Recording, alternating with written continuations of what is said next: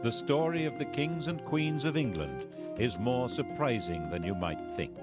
It's a fine drama, 1,000 years of tales of lust and betrayal, of heroism and cruelty, of mysteries, murders, tragedies, and triumphs.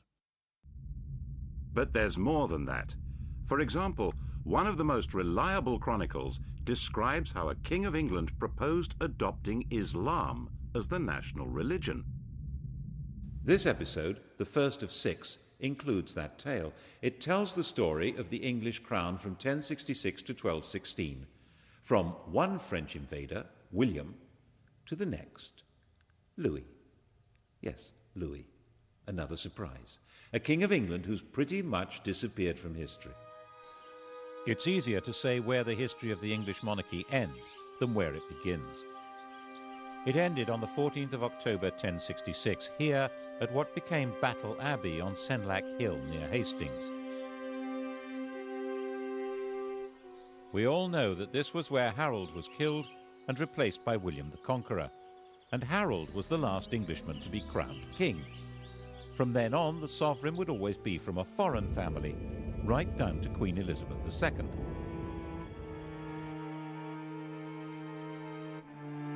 So a history of the kings and queens of England isn't like the history of kings and queens anywhere else in the world.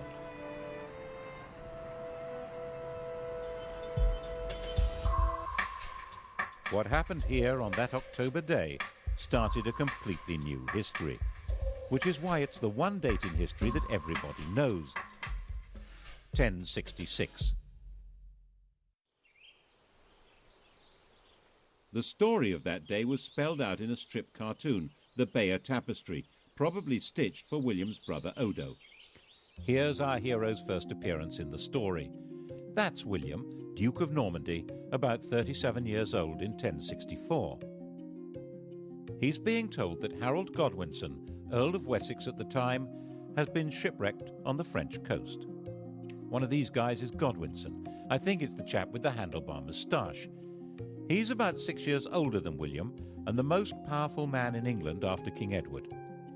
These are both pretty hard men, survivors in a very tough world.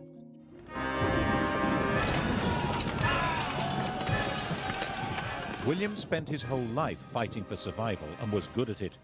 By the time he was 20, he'd established complete control over Normandy. From then on, he was fighting to hang on to what he had. He got Harold to help him in one of those battles, capturing Mont Saint-Michel. And then, apparently as the price of letting him go home, had Harold swear to support him in becoming the next King of England. Which, as the tapestry very clearly shows, is not what happened.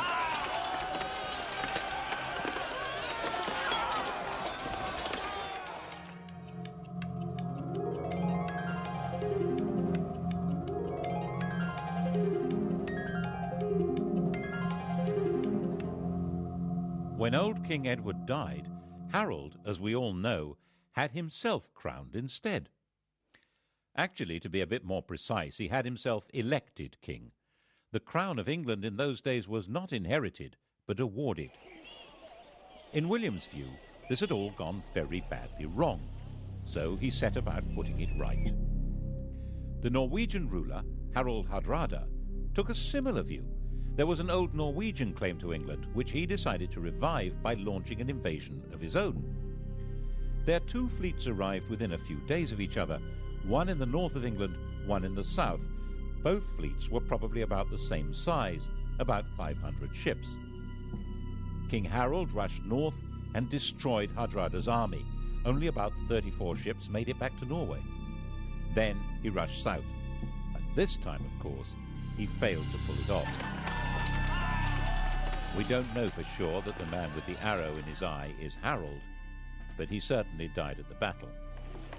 He and his axe-wielding, spear-carrying army of Danish and Anglo-Saxon noblemen were simply swept away.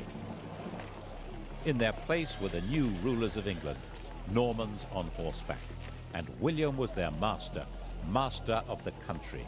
He owned it.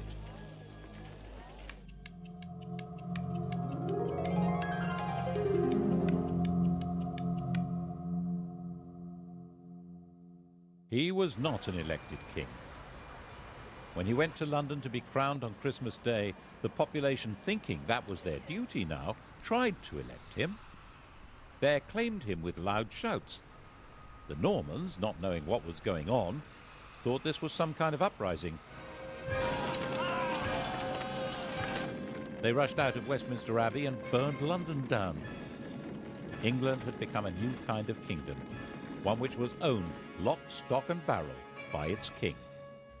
The story we're telling through this series, the story of 1,000 years of English history, is the story of this alien conqueror and his successors to the throne.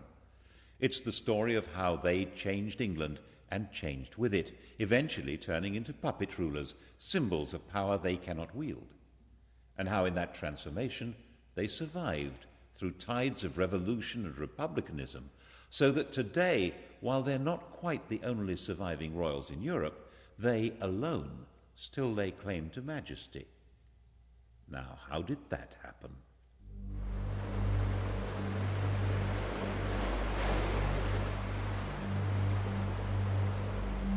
The story of William's reign is really the story of a warrior lord taking all power into his hands. He confiscated all the privately owned land in the country. Its new occupiers were tenants of the king, bound to him. People of the north of England, with their Viking capital at York, were much more bound to Scandinavia than to Normandy. They refused to submit. He punished them by destroying all animals and all crops between York and Durham. According to the chronicles, he celebrated Christmas 1070 in the ruins of York.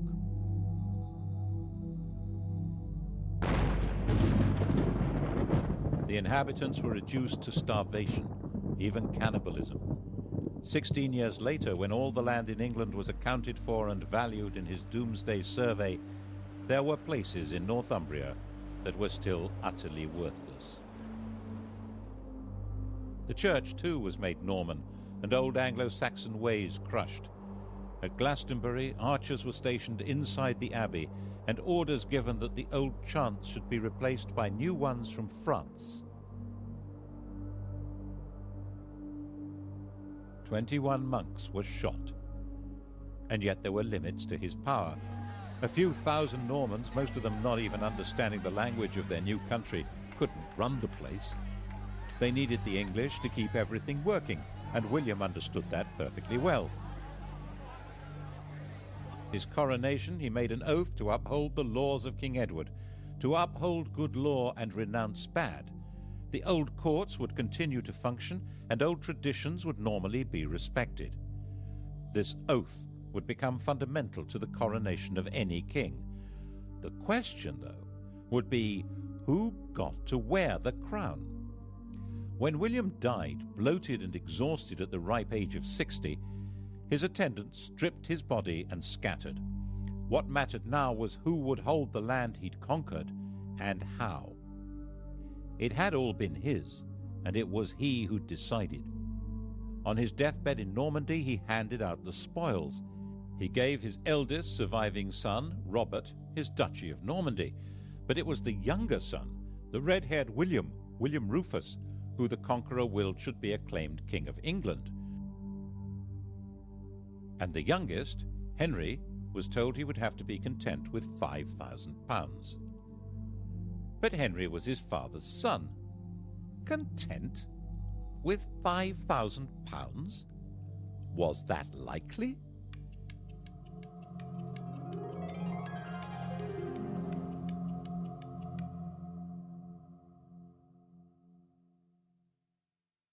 The key to the plotting that followed was that, of course, none of the brothers was content. Henry stirred the brew of resentment that made Robert try to take the kingdom of England from William, and William try to take the duchy of Normandy from Robert. And Henry was always changing sides, weakening them both. Eventually Robert, tiring of the whole struggle, decided it would be more satisfying to fight Saracens than his brothers, and went off on crusade. William was now secure and powerful, and Henry changed his policy. He was now William Rufus's very best friend. The Bishop of Lincoln later said that when Henry praised anyone, he was sure to be plotting that person's destruction. It does seem as though Henry concentrated on quietly stirring up discontent among churchmen and barons in England, which was not hard, as William Rufus needed their money and had little to offer in return, except to give to some what he'd taken from others. And besides, William Rufus wasn't their kind of chap. He didn't marry, he had no children, and as one chronicle puts it, "All things that are loathsome to God and to earnest men were customary in this land in his time. And therefore he was loathsome to well nigh all his people, and abominable to God." Which is, of course, homophobic chronicle speak for being gay.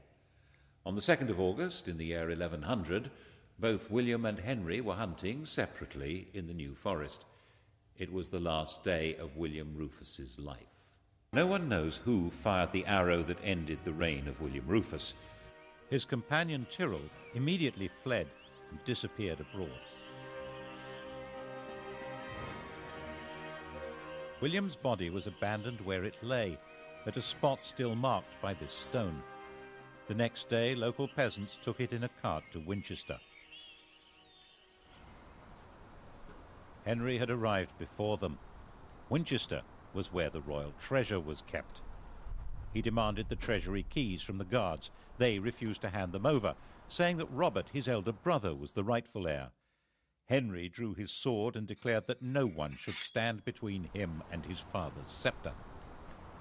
Resistance collapsed, and when the peasants arrived with their cart, the lords of England were busy electing Henry as their king, the first elected ruler of England since Harold Godwinson.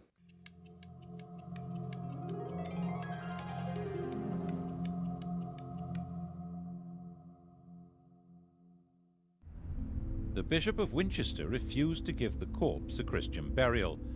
Out of respect for his royal status, William Rufus was nevertheless interred under the cathedral tower, and when that collapsed a few years later, everyone said, "Told you so."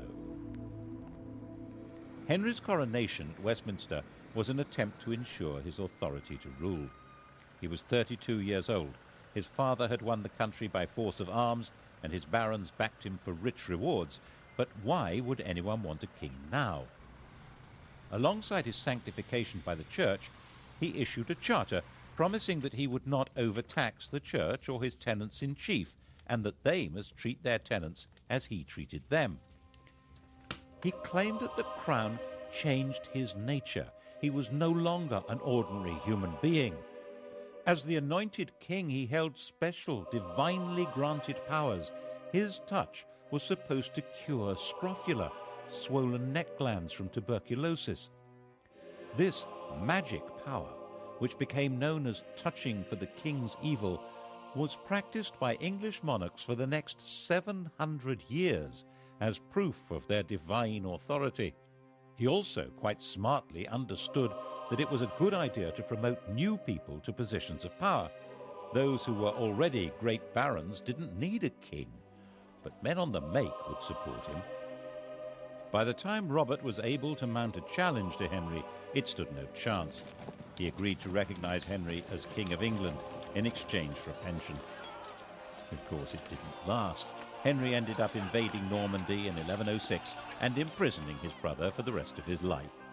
This is his tomb in Gloucester Cathedral. The question of who was entitled to succeed to the crown was still, when you came down to it, a matter of brute force. But Henry's victory had a profound symbolic meaning, because it changed the status of the English crown. Under his father, England had been a property seized and owned by the Duke of Normandy. Now, Normandy was a property seized and owned by the King of England. Henry was a naturally cheery person. Just after his coronation, he married Edith, the daughter of an English woman and of the King of Scotland, and he encouraged the Normans he was promoting to marry English women. The great barons regarded this with contempt and referred to their king and queen as Godric and Godiva, a style statement which roughly translates as Sid and Gladys. As sturdy warriors, they also didn't appreciate the fact that he was literate in 3 languages. His other nickname, Henri Beauclerc, means Henry the Swat. But those great barons were having their power undercut as Henry recruited his government officers and judges from the church. He supervised his kingdom by moving his court from one centre to another. It was a great travelling performance, like a circus, with no permanent home. He spent half his time in Normandy, but when he was away, the kingdom was run by a totally reliable civil servant, Roger, the Bishop of Salisbury, who was called the Justiciar. The idea of government by a system rather than by a man was beginning to take shape. He sent judges on their own tours of the country and enforced the laws harshly, which seems to have been quite popular according to the chroniclers.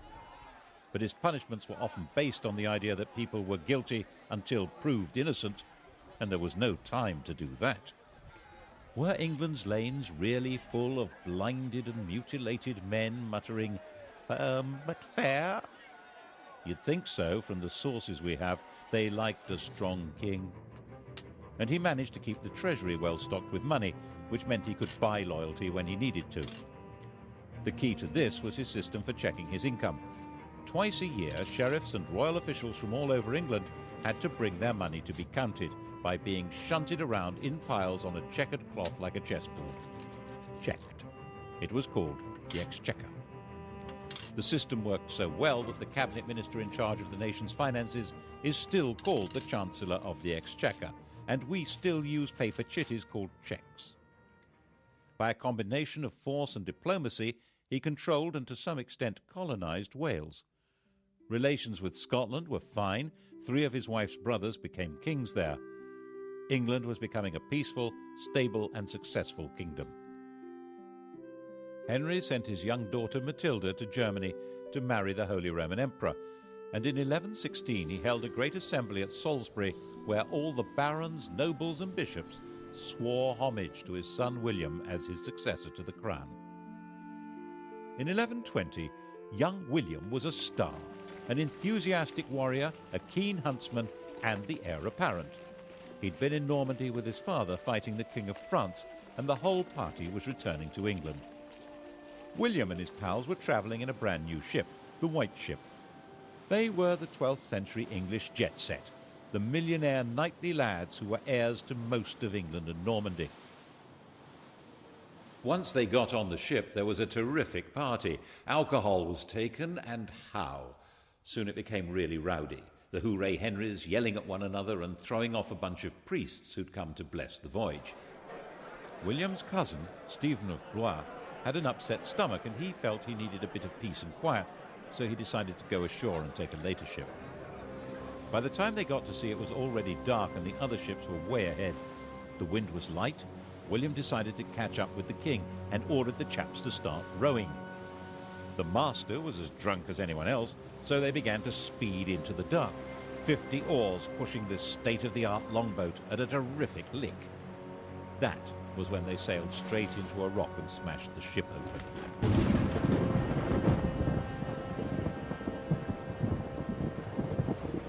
The rock off Barfleur was a well-known hazard to navigation. The cries of the drowning company were heard on shore and on the king's ship, but everyone thought the party was still in full swing. In fact, the future of England had just been destroyed in the equivalent of a drunken car crash.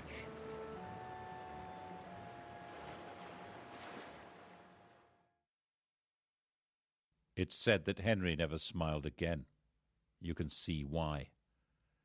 6 years after the fatal crash, not knowing what else to do, Henry obliged the barons, nobles, and bishops of England to swear fealty to his daughter Matilda as his successor, just as he'd had them swear to his son. But there was, of course, a huge difference. No woman had ever ruled in her own right in either England or Normandy. Her husband, the Emperor, was dead, but for strategic reasons he had Matilda marry the son of the Count of Anjou. This was not a family with a power base in England. Henry's sleep was filled with nightmares of peasants and barons complaining that he'd failed them all. And then Henry went and died of a surfeit of lampreys. How does that happen? A lamprey is a parasitic fish that looks as if it belongs in a bush tucker trial. Henry loved them. His doctor had put him on a diet that involved not eating lampreys, and he got a fever and died after ignoring the advice. And the doctor said, as doctors do, "I warned him." By the time Henry died in 1135, it was all falling apart. He was 67 years old, and he'd gone a long way towards defining the job of a King of England. But the fundamental problem, who was entitled to that job, had still not been solved.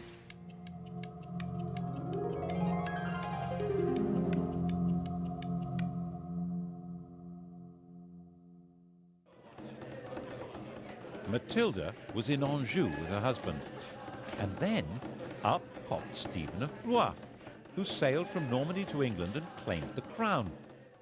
Stephen, who had been saved from drowning on the White Ship by an urgent need for a lavatory.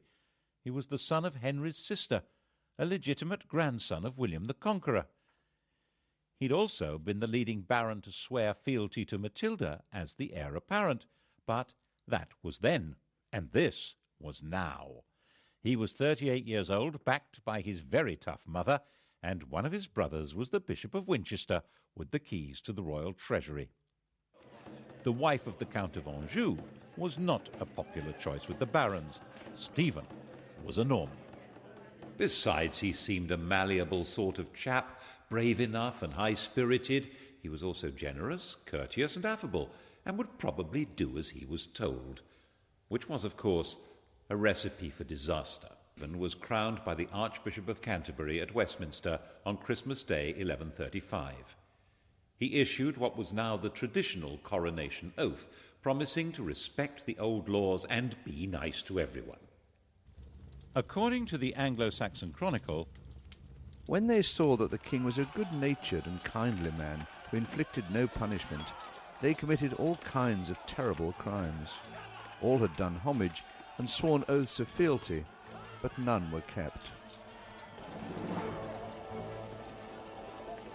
Meanwhile, Matilda was enraged and, of course, had her own supporters. England was moving rapidly to civil war. Stephen was insecure. He surrounded himself with people from near Blois, Flemings, which didn't go down well with the barons. He bought loyalty until he'd emptied the treasury, and then began confiscating property so that he could pay his supporters. By the time Matilda landed to claim her throne in 1141, Stephen was trying to put down rebellion after rebellion. He was a brave, even ferocious fighter, but his support melted away, and he was captured in a battle at Lincoln. Stephen was Matilda's prisoner. A church council declared that he was deposed by the manifest judgment of God and recognized Matilda as queen. Matilda proceeded to Westminster and was all set to be crowned. And then something went peculiarly wrong. Something that carries an extraordinarily clear message about the job of being the monarch of England. All Matilda's understanding of monarchy had been learned in Germany, where she'd been empress since she was 12 years old. She had been popular and successful there. After the emperor's death, when Henry I had brought her back to England, some German princes of the empire followed her to demand her back as their sovereign. But the sovereignty she had learned was absolute power. The emperor's will was law. The only possible higher law was the church. That was not how it worked in England. Even the conqueror had promised at his coronation to respect the laws of England. But Matilda flatly refused. She didn't need a coronation to be queen. In her view, she already was. She behaved imperiously, which might mean magnificently in German, but meant intolerably in English. And when the citizens of London petitioned her for a renewal of King Edward's laws, she not only refused to listen, but demanded a heavy tax from them. So they threw her out. Stephen was released from prison and resumed his battered kingship. In fact, he had a second coronation. Matilda roamed around the Midlands and the West Country fighting for a throne that she was entitled to, but could never have. In 1143, just before Christmas, Stephen finally had her trapped and starving in Oxford Castle. But unbelievably, Matilda and 3 knights got away. It had snowed, and that night, dressed entirely in white, they dropped over the walls to the frozen water below. They moved, silent and invisible in the fresh snow, right through Stephen's camp. It was another 5 years before Matilda gave up and returned to Normandy. But she simply handed the torch to her son Henry, who came to England when he was 16 to carry on the struggle. And so the fighting went on, year after year, and the country was in effect without law and without government. As the Anglo-Saxon Chronicle said, castles were filled with devils and evil men. Christ and all his saints were asleep. Stephen naturally intended his own son Eustace to succeed him, but in 1153 both Eustace and Stephen's wife fell ill and died. Stephen had had enough. At the end of the year, Stephen and Henry rode together into London. There the king proclaimed a new foundation for the kingdom. Henry was now his own adopted son and would be his successor as King of England. Although Stephen would remain king for life, Henry would take over the government immediately.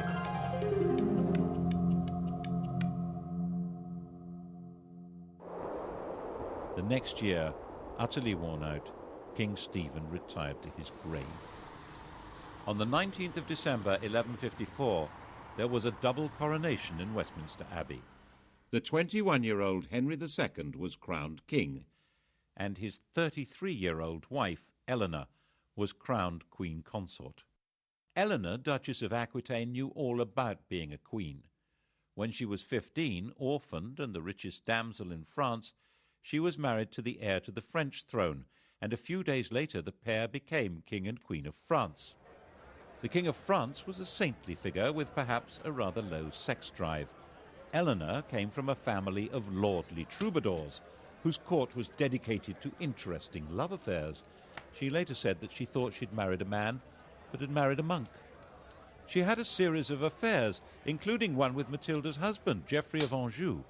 He, rather dashingly, wore a sprig of broom, Plantagenista, in his hat, so people called him Plantagenet. Eventually, all the Angevins, the whole family line, wore it on their crest. She then had an affair with Geoffrey's son, the attractive young Henry, a bright, well-educated athlete with vitality, intelligence, freckles, and money.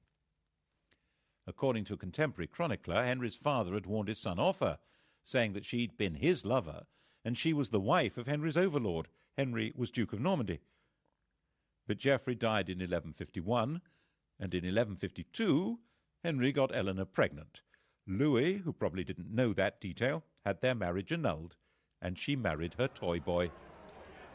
Of course, she did all she could to encourage his efforts to become King of England and make her a queen again. The coronation of 1154 must have been most satisfying for her. He didn't make his mother's mistake of claiming to be above the law. Instead, maintaining proper form, he issued a charter confirming all the liberties that were in force under his grandfather, Henry I. The combination of his lands and Eleanor's meant that this King of England ruled more than half of France, though as the vassal of the French king. It would have been too much for almost anyone. But Henry was a man of extraordinary restless energy, who travelled vigorously round his realms and would order his court to hit the road with no notice whatever. He got England up and running with astonishing speed. He had all newly built castles destroyed so that individual lords could not stand against him, and got the law functioning again. He organised government into ministries, with the Chancellor of the Exchequer playing the role we would now recognise as Prime Minister. The chap in question was the son of a London merchant. He was Henry's closest friend and colleague. They joked and drank together, and he lived as the greatest lord in the country, Thomas Becket. Between them, they reformed the currency, finance, government, and began the changes in the judicial system that would lead to the system of trial by jury. England was beginning to develop a commercial life. Towns were growing, the population was becoming better educated. The new system for running royal courts asked groups of local people, often peasants, to report and decide the facts of the case. The system that had worked for the conqueror allowing the people to run their own country, was at the heart of Henry's way of getting everything up and running again. Perhaps that was why he needed a Londoner at the heart of his government. The next stage in his reforms was to reduce the power of the church, which had become the only functioning judicial institution during the chaos of Stephen's wars. Anyone accused of a crime who could read a line of Latin was deemed to be a churchman. That made them immune from the royal court. They could only be judged and punished by the church. Of course, the church wouldn't agree to give up its privileges, so when the Archbishop of Canterbury died in 1162, it seemed a smart idea to install Thomas as the new archbishop. Then he would deliver the church to Henry. Actually, it seemed a pretty terrible idea to Matilda, who warned Henry not to do it. What did his mother know? Look what a mess she'd made of things. Eleanor was also against it, and she hadn't made a mess of anything. She'd been a very competent regent when Henry had been abroad, and must have seen what Henry had not seen, that Thomas Becket's driving force was not loyalty to Henry. Oh, surely not. She was just jealous that Henry spent more time with Thomas than with her. Henry was sure it was a really good idea. Of course, it was a really bad idea. Why did Becket become fanatically committed to the church as soon as he got the job? Why did he wear Hessian underwear with lice and lash his body? Why did he oppose the king's plans more fiercely than any other bishop? He ended up excommunicating the bishops of London and Salisbury and sacking the Archbishop of York for not opposing the king. He'd already acquired all the earthly power and wealth possible. Now he had a bigger ambition. He was arguing that the church must rule everyone, including the king. This was especially dangerous as Becket was hugely popular. Henry was given to rages, and the situation was bound to enrage him. Who will rid me of this turbulent priest? On the 29th of December 1170, 4 of Henry's loyal knights did just that. Slicing off the top of his head at the altar of his cathedral, in the words of an eyewitness, the red of the blood mixed with the white of the brains, like white of the lily and the red of the rose. This was shocking. Henry had to distance himself from Becket's murder and win the hearts and minds of his subjects.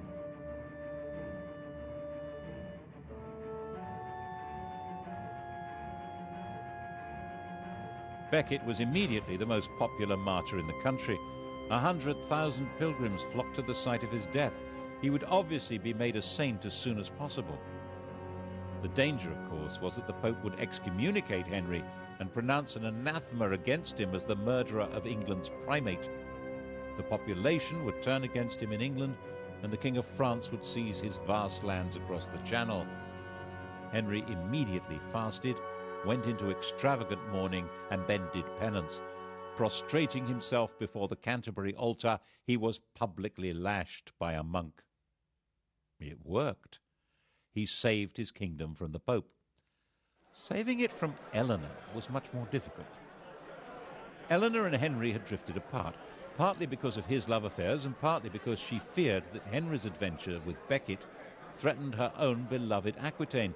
She had gone back there. She set up her own court, the Court of Love, and that was where she raised her sons as romantic warriors and plotted against him. Henry imprisoned her there for 16 years, but her plots continued unabated. She supported her older sons in rebellion against Henry, trying not only to ensure her control over her own lands, but to take over from him. The only one who remained loyal was John, the youngest. In 1189, the oldest surviving son, Richard, inflicted a major defeat on his father. Henry met Richard near the Loire to arrange peace terms, but when they publicly embraced, Henry quietly growled, "May the Lord spare me until I've taken vengeance on you." The second had been defeated in battle by his own eldest surviving son, Richard. Only one of his sons had remained loyal, the youngest, John. Back in his own chateau, Henry asked for all Richard's supporters to be read out. The first name on the list was John's. Henry was heartbroken. He died in delirium a few days later.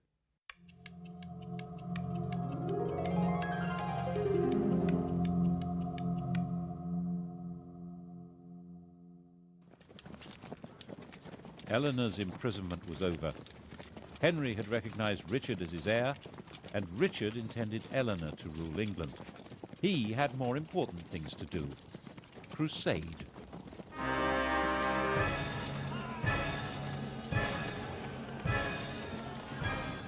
Eleanor had been on crusade when she was young as the wife of the King of France, but also as the leader of her own feudal army. And now the Saracens had reconquered Jerusalem. Richard the Romantic, Richard the Lionheart, was a totally fearless warrior whose whole upbringing had been based on Eleanor's idea of chivalry. Poet and swordsman, Christian knight and tournament hero, a handsome and dashing leader of armies, Richard tried to live out the fantasy life of one of the heroes of Arthurian literature from the stories told and sung in the court of love.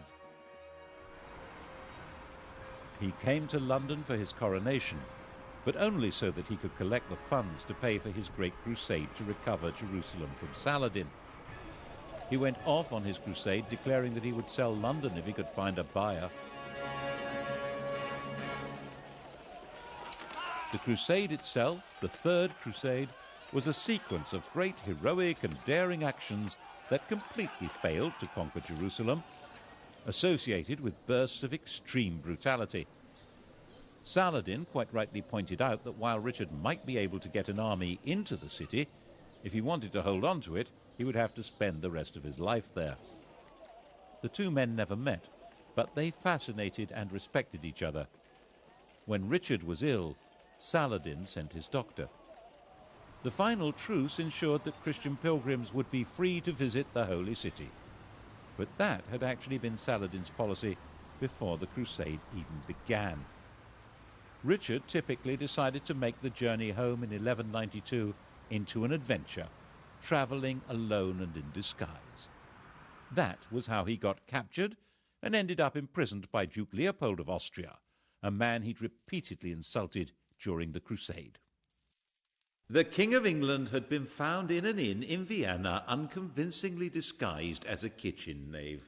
The ransom Leopold demanded was £100,000, about 8 years' income to the exchequer. Richard's recklessness was crippling for the kingdom and eventually fatal for him. As a storybook hero, he always seems to have expected a happy ending and would sometimes even forget to put on armour. And that was how he got killed in the end, taking a stupid chance at an unimportant siege in 1199. A crossbow bolt wound became infected. While he was dying, the man who'd loosed the shot was captured and delivered to him, and Richard carried on behaving as though he was in a storybook, making a great gesture of releasing the man and giving him money. Richard had no heir. He named his brother, the 32-year-old John, as his successor. Richard, aged 41, died in his mother's arms, England's hero king, who detested the country and had spent 6 months of his reign there. And the man who'd killed him was rearrested and flayed alive.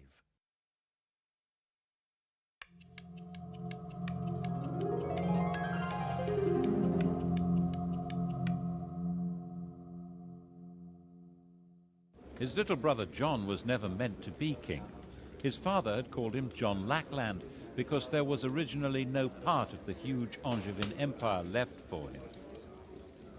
And the three problems that lurked at the core of monarchy in England now became crises. How did succession work?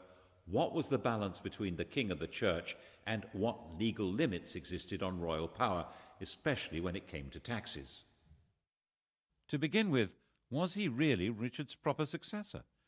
One of his elder brothers, Geoffrey, had died leaving a son, Arthur, and there were barons in Anjou and Maine who argued that this 13-year-old was the proper successor. They were supported by Philip, King of France. The only way to settle a succession dispute was by violence, so John went to war. His men captured the boy, and he was never seen again. It was generally believed that John drowned him, which was the wrong way to solve the problem. It guaranteed that Arthur would not be king, but it left a very nasty smell. It didn't stop the King of France from keeping the war going, and by 1205 John was driven out of most of France, including Aquitaine and even Normandy. The issue of church power also came up again. It was John's bad luck to be confronted by an exceptionally militant and aggressive Pope, Innocent III. Innocent maintained that kings had to submit to popes. When the Archbishop of Canterbury died, Innocent announced that Stephen Langton, who happened to be English, was the new archbishop. John refused to accept the Pope's man. Rome wouldn't give ground, and neither would John.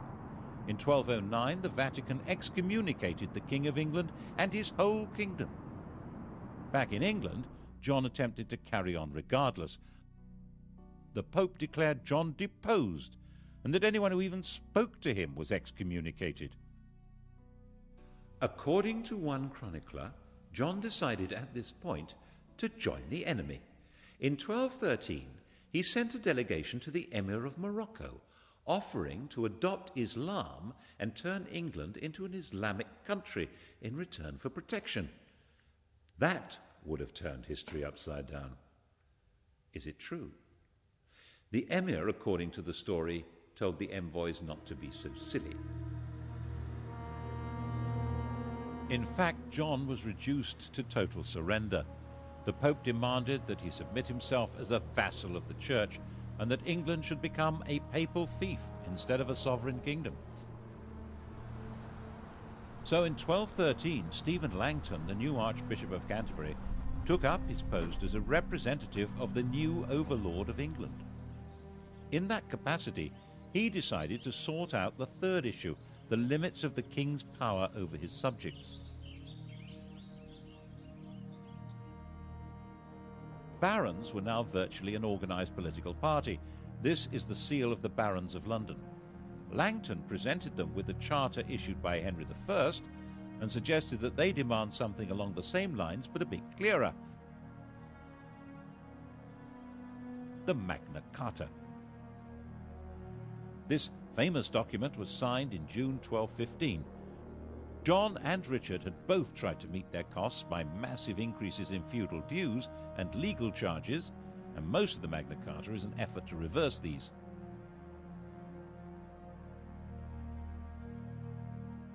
But there are also other clauses that show that Langton and the barons thought that laws must bind the king himself as well as everyone else. There was a notion of proper kingship in England, and the Magna Carta tried to spell out what that meant. If Langton had not been an Englishman, the Magna Carta would probably have looked very different. And it was certainly incomprehensible to Pope Innocent, who saw it as a baffling and immoral limitation on the absolute power of the feudal Lord of England, who was, of course, himself.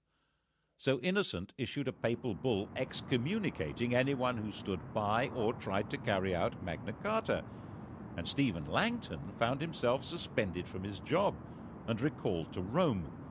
And John marched through England at the head of an army composed largely of foreign troops, crushing the barons and destroying their property. And that's why the barons went to France and got a new king of their own, Louis, the son of the King of France.